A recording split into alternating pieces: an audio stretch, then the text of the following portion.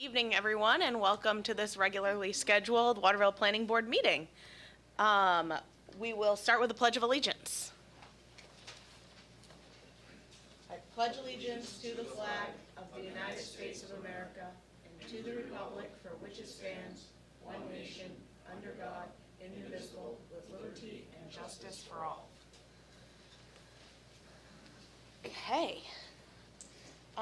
The first item on our agenda is approval of the minutes from the July 12th meeting. I'll make the motion. Thank you, Tom. Do I have a second? Second. Any discussion? Okay, we'll do a roll call. Dave? Yes. I'm a yes. Tom? Yes. April? Yes. Hillary? Yes. And Bruce? Yes. Okay, great. Thank you. Disclosure of conflict of interest. Do any board members have a conflict of interest that they wish to disclose tonight? Okay, hearing none. And may I request that you send the Maine Municipal Association handbook that you sent us? You asked us to read one section of that. May you send that to the whole board again? I believe it's in the shared, I think the whole manual's in the shared space. Okay. If everybody could review that before our next meeting, that would be very helpful. That one section you're talking about, or you want? The one section that was brought to our attention would be really, if you could point everybody in that direction, but it would be helpful if everybody familiarized themselves with the manual in general. Okay. First item on the agenda. Gaunt Investments LLC is requesting an approval for a 4,800 square foot addition to its reconditioning building at 23 Airport Road. This review is of revisions to a previously approved site plan is accordance with section 9.4 of the subdivision and site plan review ordinance. I'm Boyce Godin. I'm here to represent Okay. Motors. I have the plans on my laptop. I just don't know if I need permission to be able to put them on. Is he an attendee? on there? Yeah, I can bring him in, but he's gonna, You'll have to come up to the microphone need to or have a mic. the Zoom world can't hear you. Would it be easier if I shared the plans? I don't, Either way. is it what you have emailed us? Yes. but Okay. There might have been a revision with the parking spaces and everything on. Okay. Oh, I sent that out again today. Yeah, I have the Okay. one I think from, So if it was today, it would have been the updated one, so. I think. You could tell me if I'm incorrect, if I have the wrong one. That looks like the updated one. Okay. Yes. Yep. So just to familiarize everybody with where you're at, this is the Toyota facility, Airport Road's down here. This is the Do we have the- reconditioning building in this location over here. And what Central Maine Motors is looking to do is install a 4,800 square foot building addition onto the reconditioning building. And it's going to be primarily a car wash, is that correct? For all the existing inventory or what have you they have throughout their areas. So pretty straightforward. This whole site is under a site location and development permit through the Department of Environmental Protection. We filed that back in 2007? Yes. Something like that. So we're considering this, or we're hoping DEP consider this a minor revision because it's basically pavement for building, so there is no net increase in stormwater runoff. Back in 2007, we had a pretty extensive project where we installed biofilters, which are up on the west side. There's one on the upper left-hand corner of the plan. This is biofilter 2. There's another filter right behind the Toyota facility. There's biofilter 1 that treats all the stormwater runoff. So really, it's a fairly small project that we're looking at here as far as the impact to the site. So we've already submitted the Department of Environmental Protection minor revision application, but we haven't heard anything back from them at this point. So what we're looking for is planning board review and approval of this, and then hopefully contingent upon DEP approval when that comes forward. So There will be a new water service. It'll be a 4-inch line that'll be connecting the car wash to Airport Road, the Kennebec Water District's line. We've spoken with Jefferson Longfellow from Kennebec Water, so he's aware of this project.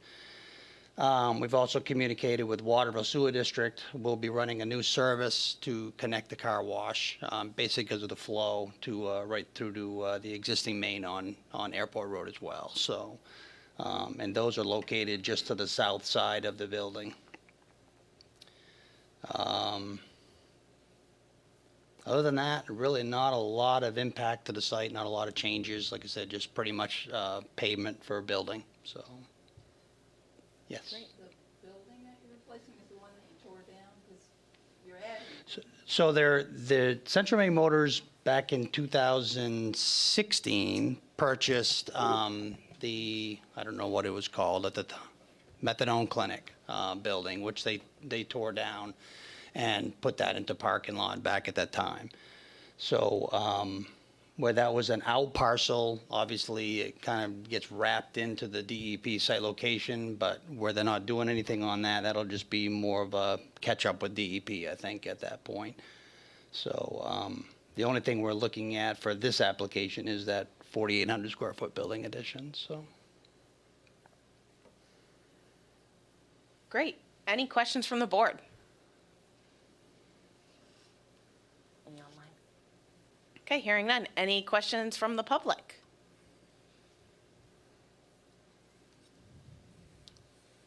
Okay.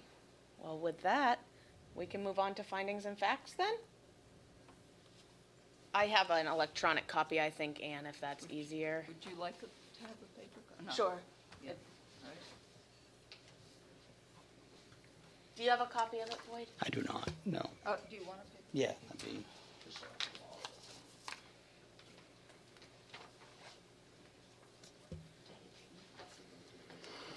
The notes. Okay. So number one, the development will not result in undue water or air pollution on or off site. And it says considering at least whether or not the development is within the flood plan or shoreland zone, ability of soil types to adequately support waste disposal, slope of land and its effect on effluents, and capacity of streams and for disposal of effluents. true, Yep. Number two, sufficient water available for the reasonable foreseeable needs of the development, including but not limited to potable water for fire control. true,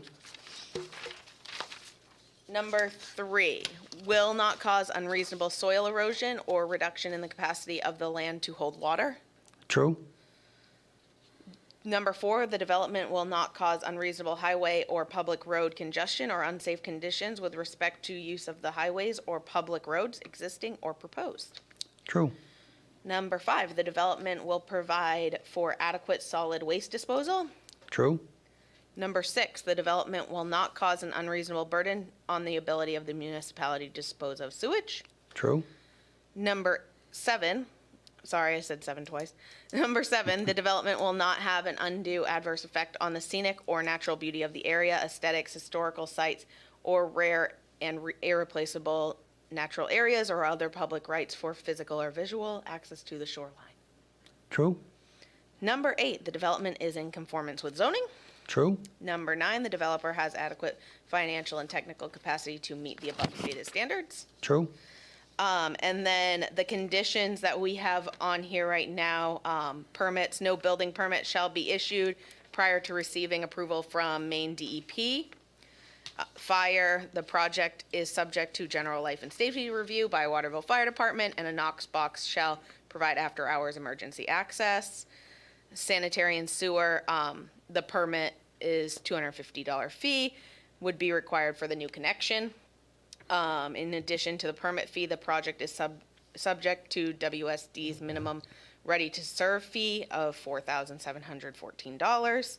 Number three, the air testing of the service is required prior to connecting to the WSD sanitary system.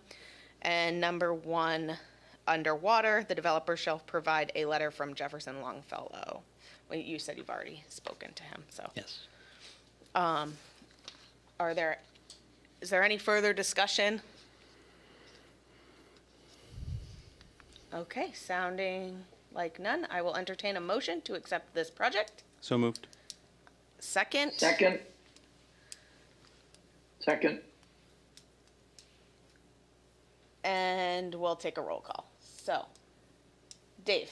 Yes. I am a yes. Tom? Yes. April? Yes. Bruce? Yes. And Hillary? Yes.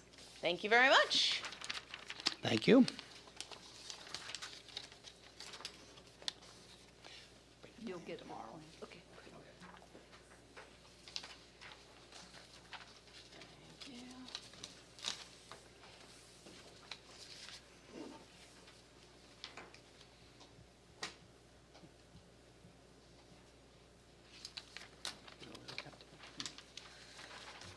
Okay, moving on. Item number 2.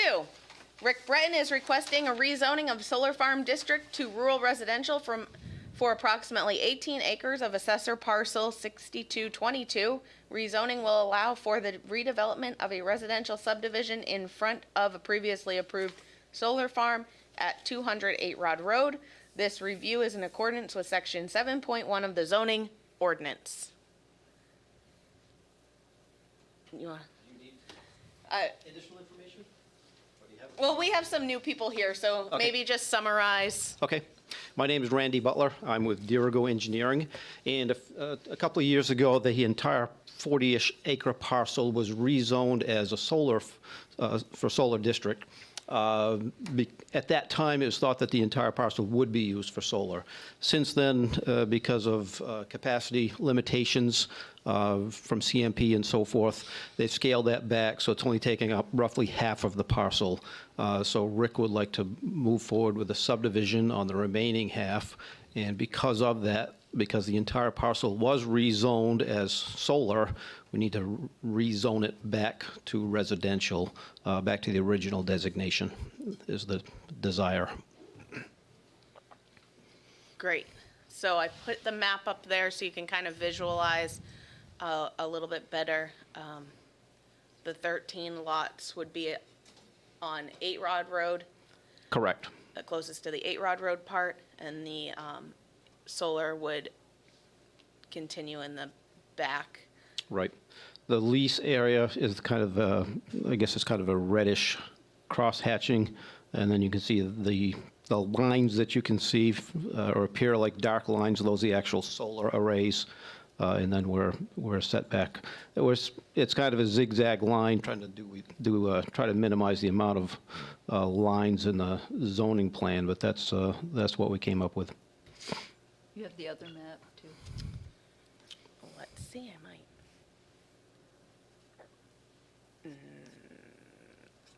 Randy sent it to me at about Okay. 4 o'clock, and I forwarded it to you. So, 1 second.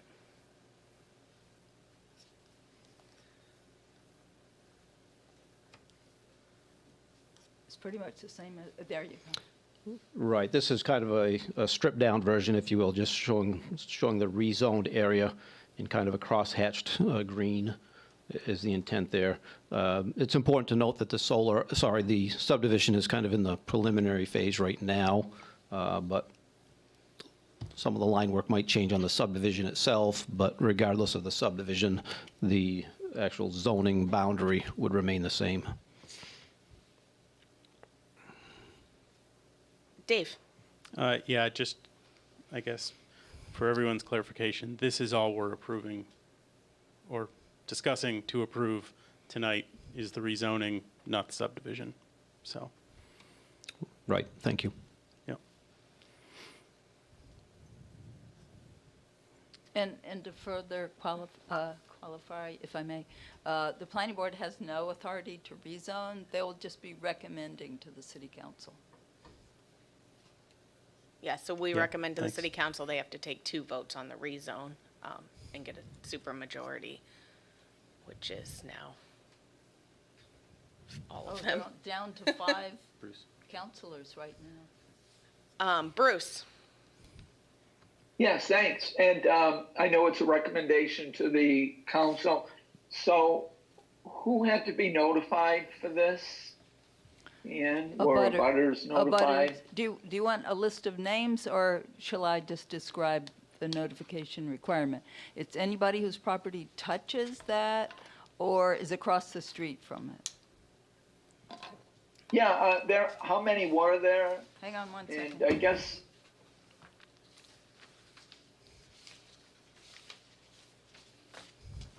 It's probably in the back of the file, so, no, it's all twisted around. Okay. I sent letters to Leo Barnett, Richard Goodhue, Todd Hart, Janet Parody, Martha Smiley, Trafton Properties, and C37 Capital Waterville LLC. Thank you, Ann. yes, thank you. I just wanted to see, make sure. Well, I knew you would do that, obviously. I know, And- thanks again. And what does this mean for the existing site plan of the solar lease area? They will have to come back for a revision to a previously approved plan Okay. because the plan has changed. So this will automatically trigger that? We don't have to, No, well, they'll have to ask to come back okay. Before they can start construction. before they can start, yeah. And access to those solar panels is, my memory is foggy, but it's off to the east there, right? Yes, let me pull up that map again. Yeah, right. If you go to the original map, originally the intent was to come from the east, through Punky Meadows. Right. But that has since changed, so the access will be through Webb Road, from of 8 Rod Road. Off Correction. of this Breton That's Lane. correct, right. That Breton Lane is virtually the same as what it was on the solar farm plans that you approved. One minor change that we've made is there was a community garden out by 8 Rod Road. We're looking to move that further back toward the rear. You'll see on the plan, kind of almost dead center there, at the transition between the two zones, we have this common area that's designated there, and we've got some flexibility on how that's designated, but the community garden could move there, get it down away from 8 Rod Road a little bit. Thank you. Okay. Any other questions from the board? Yeah, Dave? I just want to make a comment, and for anyone who's online, I'm not going to be able to see you raise your hand for a couple of minutes. But I did send an email to Ann, and she forwarded it to Randy, just so everyone else is aware, and I can forward this to everyone else as well, but I just sent along some information, and again, we're not being asked to approve anything with the subdivision tonight, but I did send along some stuff that I had mentioned in the last meeting when we were discussing the subdivision, just stuff that's in the subdivision ordinance around water supply, the requirements around what needs to be done. So I can, for the record, list off. It was 9.1.6, 9.1.6C is in Charlie, 12.5.2, and 12.5.4. Thank you. Ann? Oh, okay. You looked like eager to say something. No, I'm just eager for you to say something. Okay, let's take questions from the public. You have to go up to the microphone, sorry.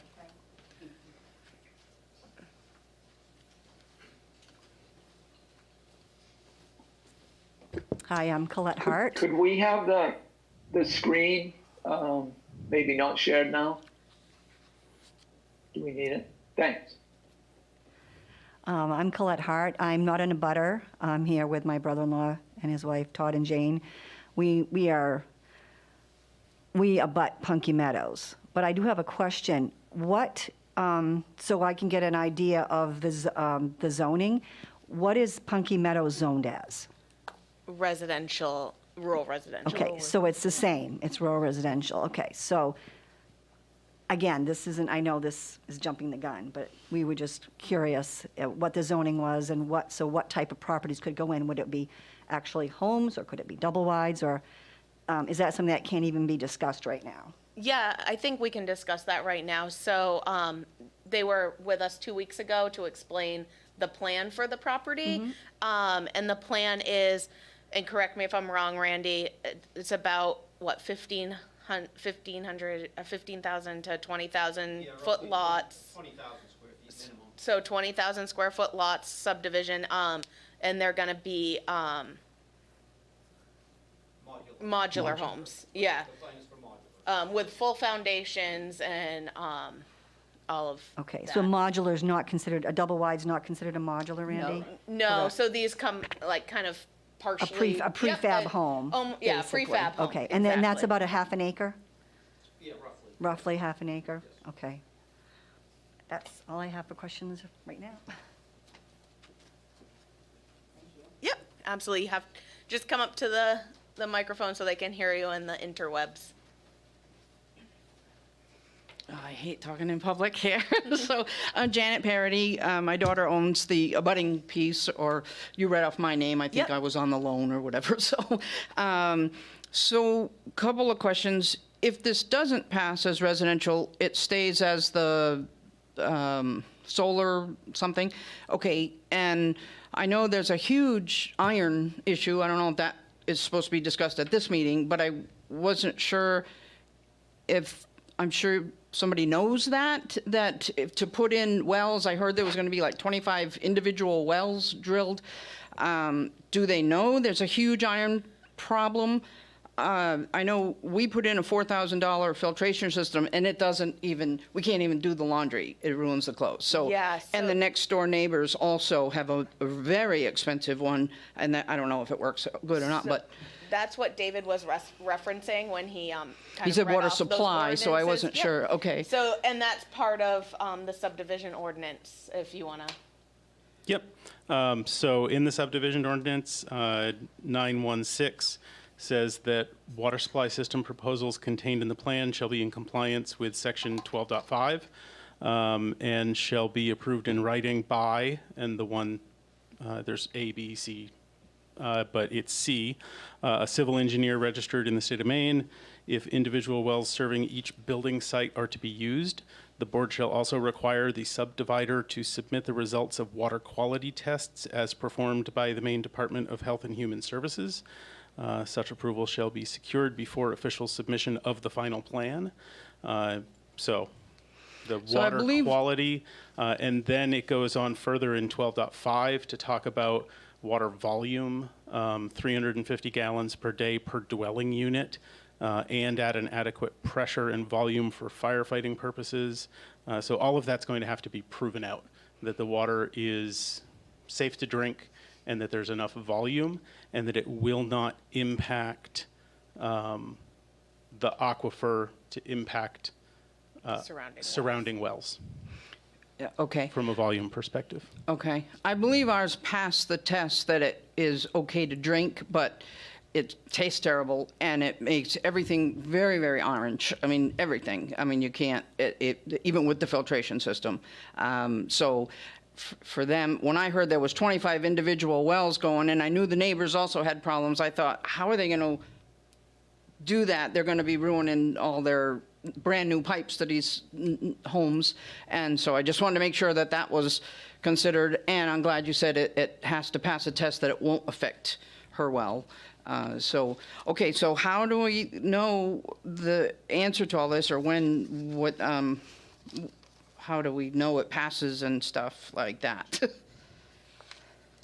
asking me, or is that a question for me? Yeah, if you were notified for this meeting, you should have been notified for the last meeting. I remember seeing something somewhere about a last meeting, and I couldn't make it, and I was sorry about that, but... I'm sorry. Last meeting was informal pre-application review. There's no notification requirement for the first meeting. I don't know why, but the ordinance doesn't require it. So that's the answer.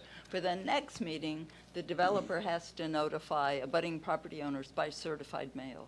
Certified mail? So Randy Okay. will take care of that. Okay, 14 days before the meeting. before the meeting, great, Yeah. okay, thank you. Okay, thanks. And in that meeting is when he would have to show it, kind of like what I just did with Mr. Gonz's property, where we go down individually. Is there enough water? Is there enough waste disposal? All of that stuff. And then the board can add conditions at the end that they have to meet. So we could say, like, for example, we've had questions about PFAS, for example. We could require that they test further as well, if we wanted to.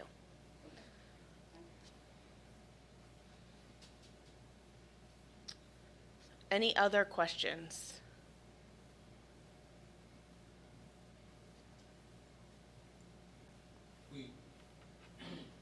There'll be You more have, details. sorry, you have to come up. I know it's pretty limited, but there'll be more details in the next meeting about trees, because I saw the new plan, I didn't see any trees, which we discussed.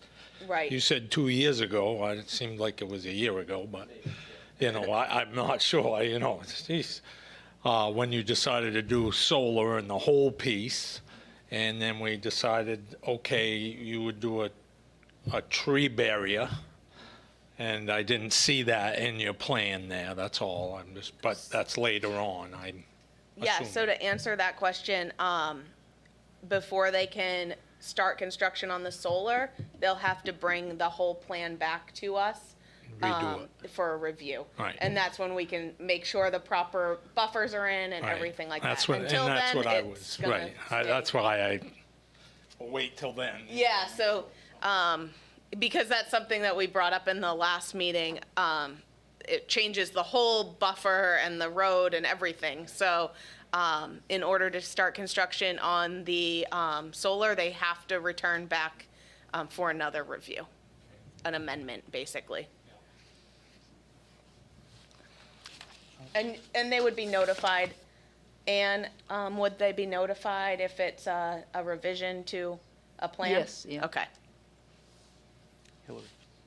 Hillary, Yes, when we approved this for the solar farm, what had it been zoned for? it was rural residential. Right. So I just wanted to sort of let everyone know, again, I hear all the concerns and I know I hear them and I want everyone to know, again, we'll be discussing all of that if it happens. But this was property that was rural residential before when it got rezoned for solar. So it's what the property was zoned for beforehand. I'm not sure that I personally have any concerns about making a recommendation to revert it back to what it was originally zoned for at this point. But how it gets developed in that way, those are all questions that are valid and would definitely need to be explored and answered before anything would happen. I also would add, because I think Mrs. Hart brought it up, what type of homes were going in and everything like that. In the last meeting, Randy was telling us that these will all be individual owned, and so people will be able to purchase the home and the land and everything. It'll be a full subdivision. It won't be like any renting of just one structure on the thing. So, like the mobile home park. So it's an actual subdivision. The prefab allows them to build quickly. So I think the plan is 7 in the first year, hopefully. Yeah, it'll vary, we don't know exactly, but let's say 5 to 7 is kind of the target right now. We've got to work with DEP to make sure we stay under their radar for this first phase. Okay. Any further questions?